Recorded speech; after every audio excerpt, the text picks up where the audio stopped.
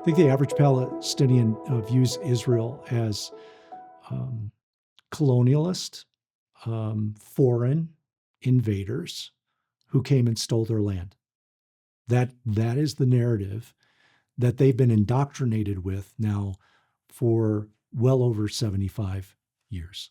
That the Jews have no right to sovereignty in our land. And I think this is one of the great misconceptions, is that there was a country called Palestine, that there was an independent state called Palestine that was led by Muslims, that all of a sudden the international community, after the Holocaust, decided, well, the Jews need to go in and take that country for themselves.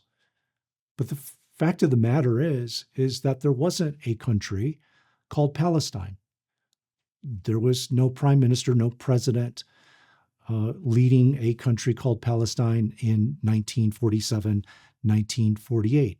What it was a former territory of the Turkish Ottoman Empire that lost that territory in World War I to the Allied forces.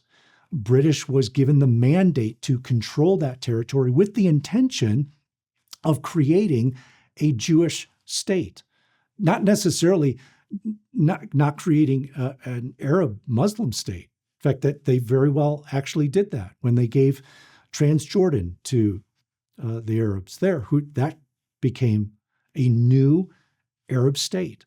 Same thing happened. The French mandate, you had Lebanon, you had Syria. Those were completely brand new states that were created in the 1940s.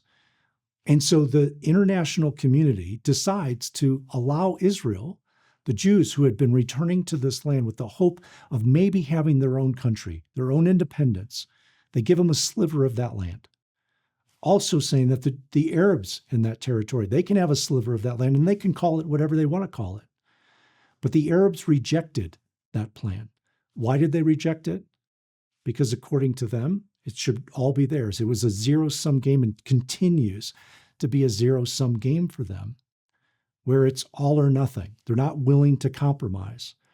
And so for Arabs, when they look at Israel, they don't see them as indigenous to the land. They see them as interlopers who have taken their land. And a lot of this, I believe, is because of a doctrine within Islam that says that any land that had been governed, that had been controlled by Muslims, now forever is consecrated to Allah and is only to be controlled by them.